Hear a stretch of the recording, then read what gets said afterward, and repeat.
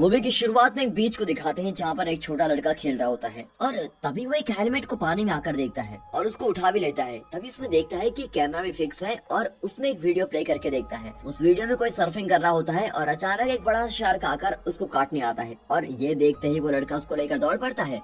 अब scene cut करके movie का टाइटल डालकर मूवी शुरू होती है। अब एक लड़की नैन्सी को दिखाते हैं जो एक लोकल टूर गाइड कार्लोस के साथ कार में जा रही है और वो लोग जंगल में जा रहे होते हैं। नैन्सी अपनी छुट्टी के दिनों को एंजॉय करने के लिए अपने एक फ्रेंड के साथ स्पेन आई हुई है।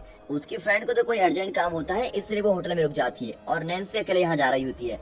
अब कार में जाते समय नैन्सी अपनी मॉम के साथ सर्फिंग करते समय जो उन्होंने फोटो खींची थी उसको देख रही होती है। नैन्सी को भी सर्फिंग करना बहुत ही पसंद है और वो बिल्कुल अपनी माँ की तरह सर्फिंग करने में बहुत ही ज्यादा दिलचस्पी लेती है और अब भी वो यहाँ सर्फिंग करने के लिए आई होती है और अब वो जिस बीच में आई है वहीं इसकी माँ ने सर्फिंग सीखी थी। फिर दोनों बातें करते हुए उस बीच में पहुँच जाते हैं और कार्लोस उसे वहाँ छोड़कर वापस चला जाता है। फिर नैन्सी सर्फिंग के लिए रेडी होती है और अपने सर्फिंग बोर्ड को लेकर खुशी से पानी में चली जाती है। अब नैन्सी बड़े मजे से सर्फिंग कर रही होती है और मस्त एंजॉय करती है। तभी इसकी तरह दो लोग वहाँ सर्फिंग करते हुए दिखाई देते हैं। उनमें से एक लोकल आदमी होता है और वो उसी शहर में रहता है। उसने एक हेलमेट पहन रखा होता है और उस हेलमेट में एक छोटा कैमरा भी फिक्स होता है और दूसरा आदमी नैन्सी की तरह एक अमेरिकन होता है और इस जगह पर ये तीनों एक दूसरे से पहली बार मिलते हैं और एक दूसरे को अपना परिचय देते हैं। फिर हंसकर और खेलकर मस्त एंजॉय करते हैं। तब वो अमेरिकन नैन्सी से पूछता है कि तुम अमेरिका में कहाँ रहती हो और नैन्सी जवाब देती है कि टेक्सास में। इस पर वो कहता है कि टेक्सास में तो सर्फ करने के लिए काफी सारे बीच हैं, तुम यहाँ पर क्यों आई? तब नैन्सी कहती है कि टेक्सास में चाहे जितने भी बीच हो लेकिन इस बीच का मजा ही कुछ और है और देखिए ये बीच कितना सुंदर और बड़ा भी है। इस तरह वो उसको बताती है कि वो इस बीच को बहुत ही ज्यादा पसंद करती है और तब वो कहता है लेकिन इस बीच को कई लोग जानते नहीं है, तुम इस बीच के बारे में कैसे जानती हो? नैन्सी कहती है कि इसके बारे में मेरी माँ ने मुझसे कहा था। मेरी माँ एक बहुत ही अच्छी सर्फर है, उन्हें ये जगह बहुत ही ज्यादा पसंद है और उन्होंने यहीं पर सर्फिंग सीखी थी और इसी बीच की सुंदरता के बारे में उन्होंने ही मुझे बताया था। और तब वो कहता है कि अच्छा ठीक है, तुम संभल कर सर्फ करना और ये कहकर दोनों चले जाते हैं और फिर नैन्सी भी उनको थैंक यू कहकर सर्फ करने के लिए चली जाती है।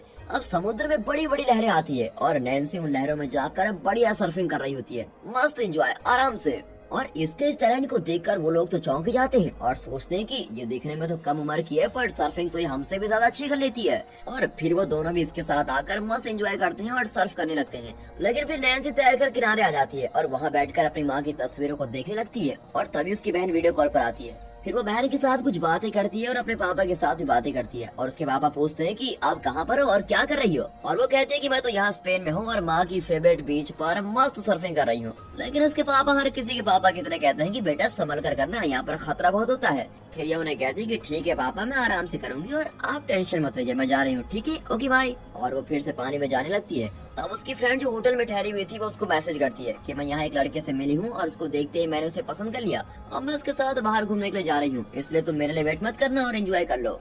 नैन्सी मैसेज पढ़ती है और फिर पानी में सर्फ करने के लिए चली जाती है। और तब वो दो सर्फर्स भी वहाँ आकर उसको कहते हैं कि अब तो लेट हो चुका है और कुछ देर में अंधेरा भी हो जाएगा, इस समय तो किनारे में पहुँचना ही सेफ होगा और तुम फिर से जा रही हो? इस पर नैन्सी कहती है कि मैं बस एक बार होके आती हूँ और फिर वापस आ जाऊंगी। अब ये कहकर वो समुद्र में जाती है और एक बड़ी लहर के लिए वेट कर रही होती है। तब वो पानी के अंदर कुछ देखती है जो उसकी तरफ आ रहा होता है और देखने पर पता चलता है कि वो डॉल्फिन्स का एक ग्रुप है और वो डॉल्फिन्स नैन्सी के ऊपर छलांग लगाते हुए उसको पार करके जाते हैं और इसको देखते हुए बहुत ही खुश हो जाती है। फिर वो उन डॉल्फिन्स को फॉलो करते हुए जाती है तो वहाँ पर एक बड़ा ब्लू व्हेल होता है और ये ब्लू व्हेल वहाँ मरकर अब पानी में तैर रहा होता है और उसको देखकर वो डर जाती है और वापस जाने के लिए वहाँ से निकलती है। और उसी समय वहाँ पर एक बड़ी लहर आती है और उसमें वो सर्फ करने लगती है और तब उस लहर में से एक बड़ा शार्क इसके पीछे आकर इसको धक्का दे देता है। अब इस धक्के से नैन्सी पानी के अंदर गिरकर एक बड़े पत्थर से टकरा जाती है और किसी तरह तैरकर वो फिर से ऊपर की तरफ आ जाती है। फिर किस चीज ने मुझे धक्का दिया होगा ये वो सोच रही होती है कि तभी वो शार्क उसके पैर को काट कर खींचने लगता है और उसके पैर से बहुत ही खून बह रहा होता है और पानी के अंदर से वो दर्द में तड़प तड़प कर चिल्लाने लगती है। और फिर वो शार्क के सर पर जोर से अपने पैर मारती है और जल्दी से ऊपर आ जाती है और फिर देखती है कि वहाँ से किनारा बहुत ही दूर है और दूसरी तरफ मरा हुआ ब्लू व्हेल भी वहाँ होता है। इसीलिए किसी तरह जान बचाने के लिए वो उस ब्लू व्हेल की तरफ जाती है और शार्क भी उसका पीछा करते करते पानी से बाहर आ रहा होता है। फिर वो तैरकर तुरंत ब्लू व्हेल की बॉडी के ऊपर चढ़कर बैठ जाती है और अब उसके पैर पर शार्क के काटने से घाव आया होता है और उसको बहुत ही खून बह रहा होता है। इसलिए खून को रोकने के लिए वो एक रस्सी को उस घाव पर बांध देती है और वो दर्द से काफी तड़प भी रही होती है। फिर वो किनारे में उन दो सर्फर्स को देखती है जो अपनी कार्स में चीजों को बांधकर वहाँ से निकलने होते हैं। अब उनको देखकर वो कहती है कि मुझे बचाओ मुझे बचाओ, लेकिन बेचारे वो उसकी आवाज ही नहीं सुनते क्योंकि ये बहुत दूर जो है। अब वो गाड़ी लेके निकल पड़ते हैं लेकिन फिर थोड़ी दूर जाने के बाद गाड़ी रोक देते हैं। अब ये फिर से चिल्लाती है कि मैं यहाँ पर हूँ, प्लीज मुझे बचा लो। लेकिन अब भी उनमें से किसी को ये आवाज नहीं सुनाई दे रही होती है और उन्होंने गाड़ी इसलिए रोकी थी क्योंकि उनकी गाड़ी के नीचे कुछ फंस गया था। अब नैन्सी सोचने लगती है कि आगे करूँ क्या, और तब वो पास में एक छोटी चट्टान को देखती है और शार्क भी उसकी तरफ तैर कर आ रहा होता है। और तब नैन्सी उस वेल से एक बड़ी छलांग लगाती है और उसी समय शार्क वेल पर जोर से टकराता है और उसी फोर्स से वो वेल भी पलट कर नीचे गिर जाता है। लेकिन सही वक्त पर छलांग लगाकर वो तैरते हुए उस चट्टान पर चढ़ जाती है। लेकिन किनारा अब भी चट्टान से काफी दूर है। लेकिन नैन्सी के पैर का घाव गहरा होता है और उसके पैर से स्किन पूरी तरह से निकल चुकी है। और तब उसे एक आइडिया आता है और वो अपनी इयररिंग्स को निकालती है जो नुकीली होती है और उस इयररिंग की मदद से वो अपने पैर की चमड़ी को सिल देती है। और उसे सीते वक्त वो खुद को दिलासा देते हुए कह रही होती है कि दर्द नहीं होगा, कुछ नहीं होगा, बी पॉजिटिव। लेकिन उसे बहुत ही जबरदस्त दर्द हो रहा होता है और वो बेचारी दर्द में तड़प तड़प कर चिल्ला रही होती है। फिर किसी तरह वो चमड़ी सी भी लेती है और अपनी जैकेट निकाल कर उस घाव पर बांध देती है। और अब अंधेरा भी हो जाता है और रात में वो उस चट्टान पर ही लेट जाती है। और जब ठंड लगती है तो उस घाव पर बंधे हुए जैकेट को निकालकर उसके एक स्लीव को फाड़कर वो घाव पर बांध देती है और बचे हुए जैकेट को खुद पहन लेती है। अब सोते समय उसको कुछ अजीब लगता है और उसके हाथ पर कुछ चढ़ रहा होता है और वो देखती है कि ये तो एक केकड़ा है जो उसके हाथ पर चढ़ रहा है। उसे भूख भी बहुत ज्यादा लगी है, इसलिए वो उस केकड़ को खा लेती है। लेकिन उसका टेस्ट इतना गंदा होता है कि उसको थूकना ही पड़ता है। और तब पास में पक्षी आकर उस टूटी हुई चीज को खा लेता है। फिर वो पास में पानी में उसके सरबोर्ड को देखती है और सोचती है कि किसी तरह उसको लेकर मुझे यहाँ से बचकर जाना ही होगा। और फिर वो आसपास में देखकर पता करती है कि असल में वो शार्क कहाँ है और क्या वो अब तक अटैक करने के लिए वहीं पर है। लेकिन वो शार्क कहीं दिखाई नहीं दे रहा होता है और वो पानी में उतरकर तैरने लगती है। लेकिन वो शार्क कहीं गया नहीं होता बल्कि वहीं पर तैरता फिरता है। और जैसे ही वो नैन्सी के सामने आता है तो नैन्सी फिर से तैरकर उसी चट्टान के ऊपर चढ़ जाती है। ये शार्क मुझे अब छोड़ने वाला नहीं है, ये सोचते हुए वो किनारे को देखती रहती है। और फिर किनारे पर वो एक इंसान को लेटे हुए देखती है और उसको देखते हुए वो जोर से चिल्लाकर कहती है कि हे, मैं यहाँ पर हूँ, मुझे बचा लो। और उसकी आवाज को सुनकर वो आदमी जाग जाता है और उसके हाथ में एक बियर की बोतल भी होती है। लगता है वो शराबी है और नशे में यहाँ पर पड़ा हुआ है। लेकिन वो नैन्सी को हाथ हिलाते हुए देख लेता है। वो कहती है कि हे प्लीज पुलिस को कॉल करो और मुझे बचा लो। और नशे में होकर भी वो समझ लेता है कि नैन्सी क्या कहना चाहती है और वो जाकर नैन्सी के बैग से फोन निकालता है। अब नैन्सी का मन भी हल्का होता है कि चलो मेरी हेल्प करने के लिए कोई तो है। लेकिन असल में ये होता नहीं है। नैन्सी ने अपना बैग किनारे पर ही छोड़ा हुआ है और उसके बैग में उसका फोन है और उसको निकालकर वो आदमी पुलिस को फोन करने के बजाय वहाँ से उसको लेकर भाग जाता है। लगता है वो एक चोर है। और यही नहीं, वो बैग में से सारे पैसे भी लेकर निकल पड़ता है। और उसको देखकर नैन्सी चौंक जाती है और कहती है कि तुम मेरी सारी चीजों को अपने पास रख लो, लेकिन प्लीज किसी को बुलाकर मुझे बचा लो। लेकिन उसकी बातों पर वो जरा भी ध्यान नहीं देता और वो वहाँ से चला जाता है। अब चोरी यहाँ खत्म नहीं हुई। वो चोर अब सरबोर्ड को देख लेता है और कहता है कि इस चीज को छोड़कर क्यों जाऊं जब मुफ्त में मिल रही है। और इसके लिए वो पानी में जाकर तैरता है। और ये देखकर नैन्सी चिल्लाते हुए कहती है कि पानी में मत जाओ, वहाँ पर शार्क है, वापस चले आओ। लेकिन आपको तो पता ही है दोस्तों कि लालच कितनी बुरी बला है और इसी लालच के चक्कर में वो पानी में चला जाता है। अब कुछ समय बाद नैन्सी एकदम से चौंक कर वहाँ देख रही होती है और फिर देखती है कि उस शार्क ने उस आदमी के 2 टुकड़े कर दिए हैं और उसका शरीर किनारे पर पड़ा हुआ है। और उसे देखकर नैन्सी बिल्कुल रोने लगती है। अब यहाँ पर दोपहर हो जाती है और वो 2 सर्फर्स यहाँ पर सर्फिंग करने के लिए आते हैं और उन्हें देखते ही मुझे बचा लो, मुझे बचा लो, ये कहकर नैन्सी चिल्लाने लगती है और उनसे ये भी कहती है कि तुम वापस चले जाओ, पानी में शार्क है। और नैन्सी को देखते ही उनमें से एक सर्फर इसके पास आने लगता है और दूसरा सर्फर कहता है कि मैं किसी और को बुला के लेके आता हूँ। अब नैन्सी की धड़कनें बहुत तेज होती है और अब आगे क्या होगा ये सोचकर वो घबराई हुई रहती है।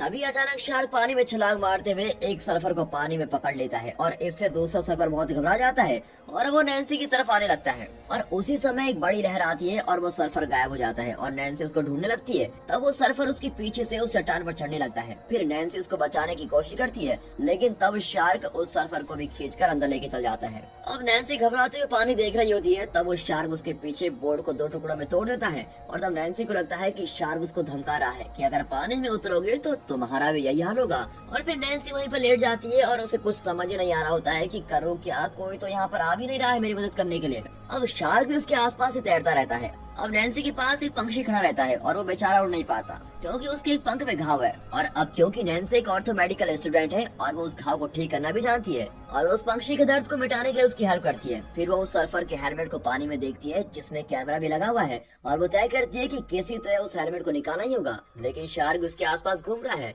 और तब उसे एक आइडिया आता है। उसके पास वॉच होती है और वो ये पता करती है कि शार्क को उस तक पहुंचने के लिए कितना समय लगेगा। और चेक करने पर पता लगता है कि 32 सेकंड, यानी कि शार्क अब जहाँ पर है वहाँ से नैन्सी के पास आने के लिए 32 सेकंड लगेंगे। और फिर शार्क जैसे उससे दूर जाता है वो जल्दी से टाइमर सेट कर लेती है और उस हेलमेट को निकालने के लिए उसके पास जाती है।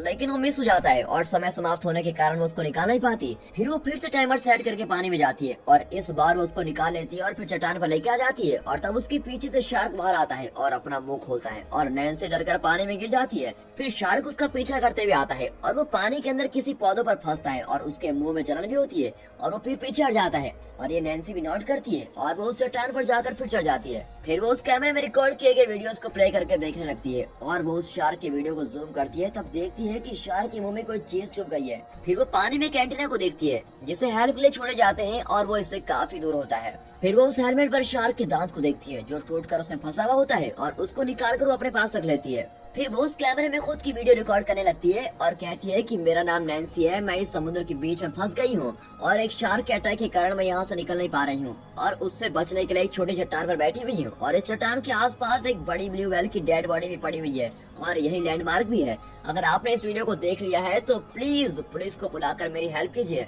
मैंने 2 दिन से कुछ भी नहीं खाया है और यहीं पर बचकर बैठी हुई हूँ। मेरे पैर पर शार्क ने काट लिया है और बहुत खून भी बह रहा है। प्लीज मेरी मदद कीजिए और अगर आप लोग मुझे बचा नहीं पाएंगे और अगर मैं जिंदा नहीं रही तो इस वीडियो को प्लीज टेक्सास में मेरी फैमिली तक पहुँचा देना और यही मेरी आखिरी इच्छा भी है। अब इस तरह से उदास होकर वो बेचारी वीडियो रिकॉर्ड करती है और उसको पानी में दूर फेंक देती है। अब वो हिम्मत जुटाकर सामने वाले एंटीना तक किसी तरह पहुंचने की कोशिश करती है लेकिन वो शार्क भी इसके पास तैरता ही रहता है। अब उसके सामने और भी मुसीबत आकर खड़ी होती है और वो ये है कि उसके रास्ते में काफी जेलीफिश भी है और प्रॉब्लम यह है कि जेलीफिश अगर नैन्सी की स्किन को टच करते हैं तो स्किन में बहुत जलन महसूस होगी। लेकिन फिर वो इस सिचुएशन का फायदा उठा लेती है। वो सोचती है कि पिछली बार जब शार्क पौधे पर फंसा था तो उसको जलन हुई थी, तो ठीक वैसे ही अगर जेलीफिश शार्क को टकराएगी तो उसको जलन होगी और फिर वो तय करती है कि शार्क को इन जेलीफिश के बीच में फंसाकर वो उस एंटीना तक पहुंच जाएगी और वो सही वक्त पर पानी में जाती है और तैरते हुए उन जेलीफिश के बीच से उन्हें टच किए बिना संभल कर जाती है। लेकिन गलती से वो एक बड़ी जेलीफिश को टच कर लेती है और उससे होने वाली जलन से उसको और तड़प होती है और शार्क भी इसके पीछे आ रहा होता है और वो किसी तरह तैरकर एंटीना के पास जाने लगती है और जैसे ही वो एंटीना के पास पहुंचती है तो शार्क नीचे से उस एंटीना को धक्का देता है और वो हैंडल टूटकर नैन्सी पानी में गिर जाती है। लेकिन ये अभी भी शार्क का शिकार नहीं बनती बल्कि वो उस हैंडल को शार्क के सर पर जोर से चुभा देती है। अब शार्क उस दर्द से परेशान होकर वहाँ से चला जाता है और इस सिचुएशन को यूज करके वो एंटीना पर चढ़ जाती है और सेफ रहती है। देखिए जिंदा बचने के लिए इसको कितना संघर्ष करना पड़ रहा है। अब वो बहुत थक गई है और वहाँ बैठकर पूरे समुद्र में दूर दूर तक देखने लगती है। तभी वो एक बोट को देखती है जो काफी दूर है और उसको देखते ही वो उसको सिग्नल देकर बुलाने का प्रयास करती है। तब उस एंटीना में वो एक बॉक्स को देखती है जो लॉक रहता है और वो उसको खोल नहीं पाती। अब वो बोट भी आगे जा रही होती है और तब वो अपने पास रखे हुए उस शार्क के दांत से उस ताले को खोल देती है। उस बॉक्स में एक फेयर गन होती है यानी कि लाइट छोड़ने वाला बॉक्स होता है जिससे सिग्नल देने के लिए यूज करते हैं।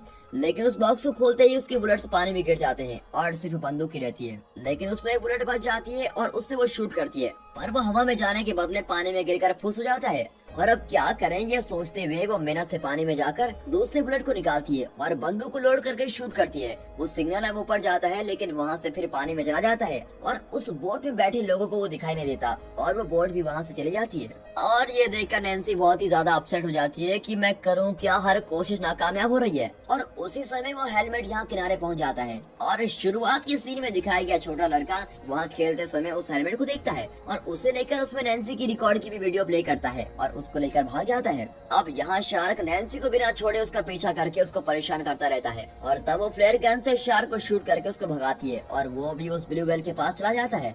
लेकिन वो व्हेल के पास जाते ही छट से पलटकर फिर नैन्सी के पास आने लगता है और तब उसे कुछ याद आता है। असल में ब्लू व्हेल का खून ज्वलनशील होता है यानी कि व्हेल के खून को आग लगाने के लिए प्रयोग किया जाता है और पेट्रोल के आविष्कार करने से पहले लोग व्हेल के खून को ही आग जलाने के लिए यूज किया करते थे। और अब उस शार्क के पूरे शरीर पर व्हेल का खून लगा होता है और इसीलिए वो अपने फ्लेयर गन से उस शार्क को शूट कर देती है और वो भी जलने लगता है। लेकिन चौंकाने वाली बात तो यह है कि आग लगने के बाद भी वो काफी ऊपर ऐसी छलांग लगाता है कि वो आकर दूसरी तरफ गिरता है और खुद के शरीर पर लगी हुई आग को बुझा लेता है। सोचिए कितना दिमाग वाला शार्क है। अब शार्क गुस्से में उस एंटीना को पकड़कर जोर से लाता है और वो भी पलट जाता है और नैन्सी पानी में गिरती है। फिर वो एंटीना के ऊपर वाले हिस्से को पकड़कर चढ़ती है और माउंट से बचने के लिए आसपास देखती रहती है और तब शार्क नीचे से नैन्सी को काटने आता है और उस एंटीना के रॉड्स को काटना शुरू करता है और उसके काटने से सारे रॉड्स में टूटकर गिरने लगते हैं। फिर नैन्सी नैन्सी उसके चेहरे पर जोर जोर से लात मारती है और इतने किक्स मारती है कि वो वहाँ से चला जाता है। अब वो पानी के अंदर देखती है तो वहाँ उस एंटीना को पकड़ कर रखने वाला लंगर होता है और उसमें कई नुकीली रॉड्स भी होती हैं। अब वो उस लंगर से फिक्स किए गए एंटीना के रॉड को तोड़कर अपने हाथ में पकड़ लेती है और वो रॉड्स उसे पानी के अंदर खींचते हैं और वो भी उसको पकड़कर नीचे जाने लगती है। और फिर वो लंगर के पास पहुंचते ही वो जल्दी से हट जाती है और तब उसके पीछे से फोर्स से आने वाला शार्क सीधे उस लंगर के रॉड्स पर गिर जाता है और वो रॉड्स उसके मुंह से होकर पेट से बाहर निकलती है। फिर वो शार्क वहीं मर जाता है और फाइनली नैन्सी शार्क से बच जाती है। अब यहाँ वो छोटा लड़का अपने पापा के साथ वहाँ आता है और ये और कोई नहीं बल्कि नैन्सी का टूर गाइड कार्लोस है। वहाँ आने पर वो एक डेड बॉडी को देखता है और वो नैन्सी का नहीं बल्कि उस शराबी की बॉडी है जिसे शार्क ने काट कर फेंका था। और फिर उसका बेटा पानी में किसी को देखकर चिल्लाता है और वो कार्लोस को वहाँ बुलाता है। फिर वो जल्दी से वहाँ जाकर देखता है तो वो नैन्सी होती है।